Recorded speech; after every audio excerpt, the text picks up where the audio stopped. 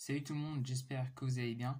Alors aujourd'hui, je vais parler du français. Donc je vais parler des deux choses en classe préparatoire scientifique. Donc deux choses, déjà la préparation, les écrits et ensuite les oraux.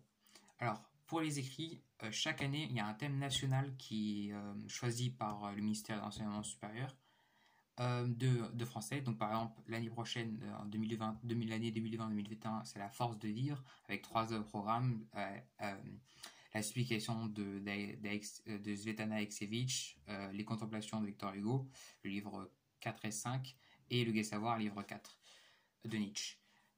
Donc, à partir de ce thème, il y a les vacances d'été qui sont dédiées à la lecture. Il faut absolument lire les trois œuvres français pendant les vacances d'été, ça c'est sûr, c'est clair et net.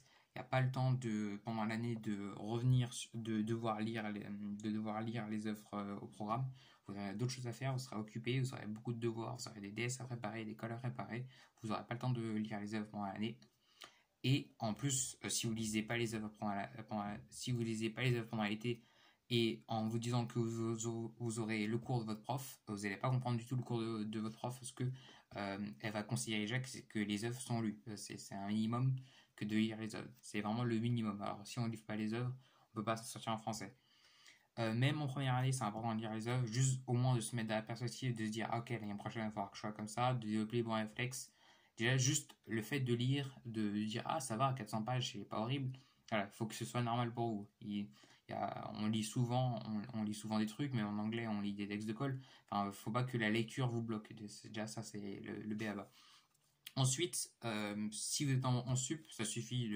Si vous passez en première année, ça suffit la lecture des œuvres, je pense. Pendant l'été, vous pouvez, ce qui va compter juste pendant l'année, c'est l'analyse des œuvres. Vous pouvez retenir des citations, retenir des passages, mais ce qui va compter, c'est comment vous allez développer ces analyses dans une dissertation. Parce que aux écrits, on vous prépare aux écrits, où aux écrits, il y a une dissertation et un résumé. Un résumé, c'est on donne un texte et il faut le résumer, en gros le contracter, c'est-à-dire en gardant l'énonciation comme si je parle à la place de l'auteur, je dis tout ce qu'il dit, mais en contractant, donc il faut que ce soit synthétique et que ça ressorte et que les idées principales du texte ressortent. Une fois qu'on a fait ce résumé, il y a une citation qui est tirée de ce résumé qui est donnée à analyser pour une dissertation. Donc on donne une partie du texte. Par exemple, sur la démocratie, il y avait plein de citations, mais voilà, j'en ai plus en tête. En tout cas, on vous donne une partie du texte et à fort dégager la thèse et utiliser les œuvres programmes pour confronter, confirmer, infirmer la thèse développée par l'auteur. Et la citation ne provient pas d'un des trois auteurs au programme. C'est-à-dire si cette année, les dissertations en principe, vous n'aurez pas de citation qui provient d'Hugo, de Nietzsche ou de Svetlana Alexievitch. Ce sera un autre auteur, ça peut être un auteur, enfin en général un auteur, enfin quelqu'un qui a déjà évoqué un philosophe par exemple, un écrivain, mais qui a déjà parlé sur le thème. Ça peut être par exemple Pascal, c'est possible, ou je sais pas, Jean-Paul Sartre, et voilà. Donc ce sera un autre auteur. Et vous devrez l'analyser. La méthode, vous la verrez en classe, en tout cas, mais c'est important pendant l'été d'essayer d'analyser les œuvres.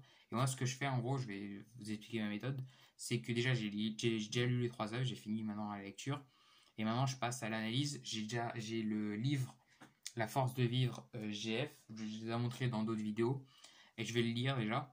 Et j'ai surligné pendant la première lecture toutes les citations qui me paraissaient intéressantes. Par exemple, si je prends Svetlana Alexievitch et que je prends un truc au hasard, une citation que j'ai retenue, la chasse et la guerre sont les deux occupations principales de l'homme, d'un vrai homme.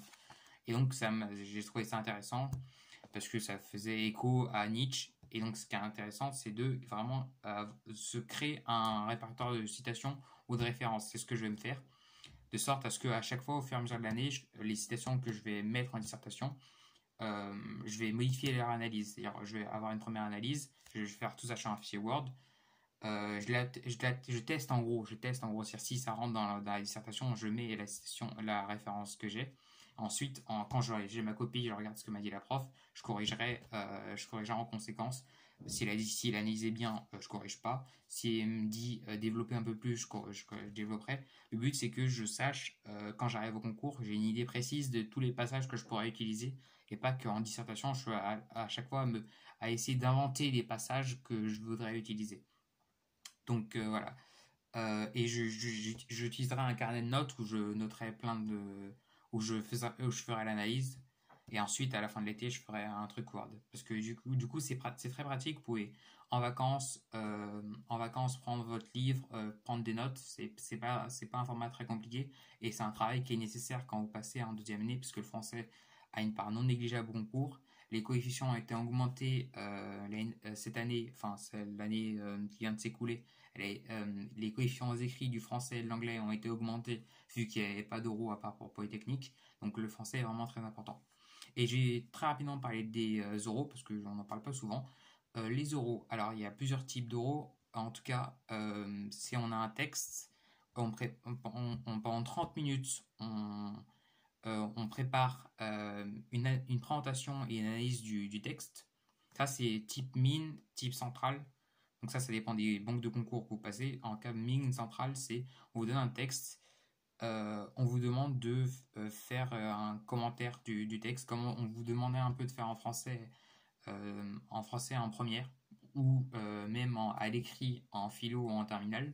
Donc on vous demande de faire un commentaire philosophique et à la fois littéraire du texte, d'en dégager les enjeux, la portée, expliquer ce que veut dire l'auteur, etc.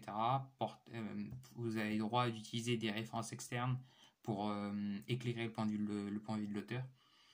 Et c'est problématique, à répondre à une problématique, un plan, même si c'est un plan oral, donc on vous demande parfois 2 parties, c'est accepté, c'est pas grave si vous n'avez pas 3 parties, mais voilà.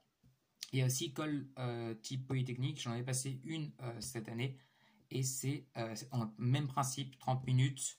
Après, vous passez 10 minutes. Il faut que ça dure 10 minutes. Il faut que votre présentation dure 10 minutes. Et ensuite 10 minutes de questions. Donc, ça y aura en tout 50 minutes. 30 plus. Sauf que Polytechnique, c'est 30 minutes. Polytechnique, c'est 15-15, je crois, un truc comme ça. Faudrait que je vérifie. En tout cas, vous pouvez vérifier. En tout cas, c'est voilà. Le même principe que l'école Minpont et Centrale, mis à part que au lieu en plus de la dissertation à l'oral avant de faire cette dissertation, vous faites un résumé du texte et on conseille de préparer à l'écrit un résumé du texte, c'est-à-dire comme je l'ai expliqué à l'écrit, mais on est plus gentil. Moi, j'avais un texte de Pascal, par exemple, sur la démonstration, et il fallait que je résume les idées de Pascal de manière plutôt condensée. Et c'est ce qu'on appelle un résumé. Il faut que je commence par le donner, par euh, par lire mon résumé à l'oral. Donc, il faut avoir la bonne intonation, il faut respecter l'énonciation. S'il dit je, tu dis je. Ensuite, tu passes au commentaire composé. Donc, j'avais eu 14, je m'étais plutôt bien sorti. Donc voilà, c'était tout pour cette vidéo. Je voulais un peu vous expliquer comment marche le français en préparation scientifique que vous ne connaissez pas encore. Si vous connaissez, alors il n'y a aucun secret pour vous. Bref, je vous souhaite une très bonne journée, passez de bonnes vacances et travaillez bien aussi. À la prochaine.